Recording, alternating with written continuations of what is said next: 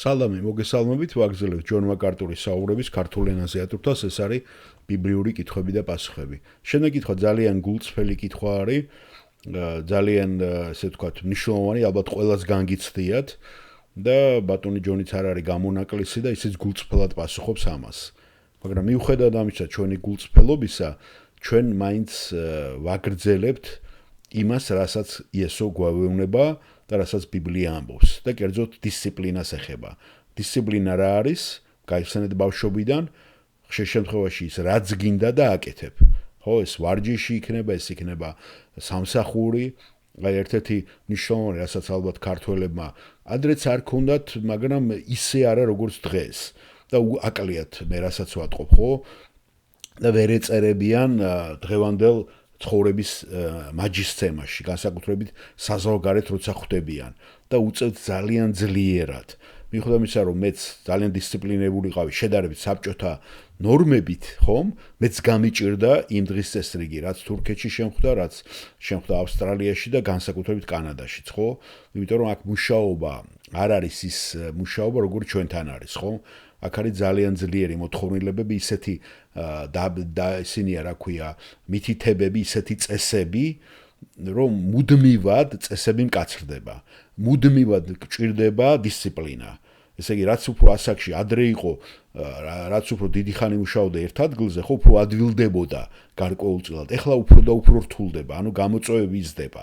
ეს ყველა მხრიდან არის გამოწვეული. ეს არის ეკონომიკიდან, ეს არის მიგრაციის პოლიტიკა, ხალხი იზრდება დედამიწაზე, კონკურენცია იზრდება და შენ უკვე უნდა გაუწიო მე 60 წლისამ კონკურენცია 25 წლის მოსულ ადამიანებს. ნებისმიერ სფეროში საბანკო სექტორი იქნება, ეს იქნება, რა ვიცი, თუნდაც დაცვის სექტორი, სადაც მე მუშაობდი ადრე და თუნდაც აი ეს სატრანსპორტო სექტორი, რა მძღოლები რაც არის, ხო? ყველა სფეროში არის კონკურენცია აბსოლუტურად. ეს რას მოითხოვს? ჯერ ეგეთი შენი ენერგიები თუ დისციპლინა არა გაქვს, გინდა კვება აიღეთ, ძილი, ვარჯიში, ყველაფერი, ვერ გაუძლებ 11 საათიან სმენებს. აი მე რაც ვიცი კიდე პიროვნებები ახლა საუბარი მქონდა, ხო, სატვირთო მანქანებზე 1000 მილს გადიან ხალხო დღეში. იცით რა არის 1000 მილი? 1000 კილომეტრიც უკვე დიდია. პრაქტიკულად შენ იმაზე გზაზე ცხოვრობ. ეს ძალიან რთული რამე არის. დაძაბულობა, იმიტომაც არის ბევრი ავარიები. ხო, საშინელი ავარიები, როცა ადამიანი ვეღარ იძინებს, რეაქცია აღარ აქვს ისეთი. ეს ყოველთვის მუდმივად იმაში მოითხოვს და ანალოგიური ქრისტიანული სულიერ ცხოვრებაში ჩვენ გვაქვს ეგეთი მომენტები, როცა ჩვენ უნდა გავაკეთოთ ის, რაც შეიძლება არ გვინდოდეს რომ გავაკეთოთ, ხო? ადამიანებთან ურთიერთობაში მოთმინება იქნება ეს, მიმტევებლობა იქნება, ნებისმიერი რამე და ერთ-ერთი არის ახლა რაზეც კითხვას ვავს, ლოცვა და ძალიან მომეწონა მე იოსებია სახელი. მისი გულწრფელი კითხვა. როცა არ მინდა ლოცვა, თავი შევიკავო, თუ მაინც დავაძალო თავს და ვილოცო, მე ესეთი ფორმულირება გავუკეთე ამ კითხვას და ვნახოთ აბა როგორ არის ეს ჩამოყალიბებული იოსების მიერ.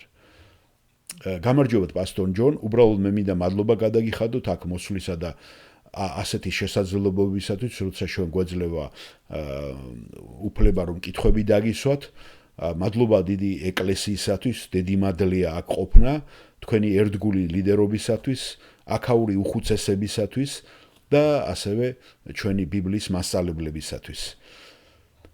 გმადლობთ თქვენს, რა ქვიათ სახელი? უკაცრავად თქვენი სახელი, ჯოზეფი, მე მქვია ჯოზეფი, იგი იოსები. ხომ ინგლისურად ჯოზეფ არის, ჩვენ ქართულად იოსები. და იოსები აგრძელებს. მე მქონდა კონკრეტული კითხვა, უბრალოდ ზოგადი კითხვაა ლოცვასთან დაკავშირებით. მაგალითად დაუშვათ დილით, დაახლოებით ჩვენ უთმობთ 30 წუთს ლოცვას და ერთგულად ვიცავთ ამ ლოცვის დროს და ეს სიამოვნებას განიჭებთ უთვლისადმი ზიარება, თაყვანისცემა, კონკრეტული ადამიანებისათვის მისთვის თხოვნა და ამას მუდმივად აკეთებთ, მაგრამ არის შემთხვევები, როდესაც დილით იღვიძებთ და უბრალოდ არ გსურთ ლოცვა? მიუხედავად იმისა, რომ იცით, რომ ეს მცნება რომ ვილოცოთ, ეს ძალიან სასარგებლო ადამიანებსაც ვიცით, ჩვენ უნდა ვაიძულოთ საკუთარ თავს რომ ვილოცოთ, როცა არ გვინდა ლოცვა, თუ უბრალოდ თავი უნდა შევიკავოთ მაშინ. ჯონ მაკარტური პასუხობს. ეთილი, მისმინეთ იოსებ, გახსოვთ პავლე რომაელთა წერილში რას ამბობს? მე არ ვაკეთებ იმას, რაც მინდა, და ვაკეთებ იმას, რაც არ მინდა. ხედავთ? ამიტომ ის აღიაროს, რომ მისი სურვილიც მნიშვნელოვანია. თქვენ ვერასოდეს იქნებით ისეთი ქრისტიანი, რომელიც სულიერ დისციპლინაში უბრალოდ მიედინება, როგორც ერთგვარი რაღაცა ის არის, ხომ თითქოს და ანკარა წყალი. სიწმინდე არ არის ნაგულისხმევი პოზიცია. თქვენ ყოველთვის უნდა გქონდეთ მორჩილების შეგნებული ნება, პასუხისგებლობის შეგნებული გრძნობა. და ეს არანაირად არ ამცირებს ამ სულიერი გამოცდილების სიწმინდეს. ის ფაქტი, რომ დისციპლინა, ის ფაქტი, რომ თქვენ უნდა გააკეთოთ ეს მაშინაც კი, როცა არ გსურთ, ის ფაქტი, რომ არ გსურთ ამის გაკეთება და არ აკეთებთ, ბევრად უარესია, ვიდრე ის, რომ არ გსურთ ამის გაკეთება და მაინც აკეთებთ ამას. ასე რომ ეს უბრალოდ ქრისტიანული ცხოვრებისა და დისციპლინის ერთგვარი ნაწილია.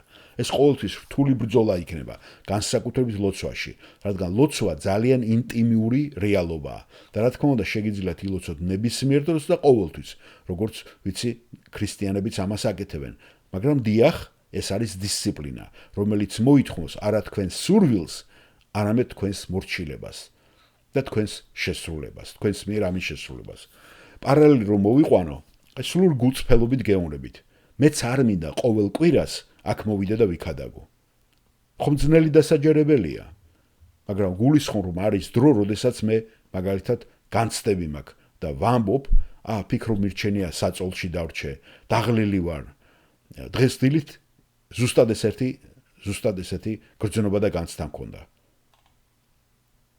სინამდვილეში ცხოვრებისეული აქტივობის წარმართვისას უჩვეულო არ არის, რომ ესეთი დრო ყოველთვის მოდის.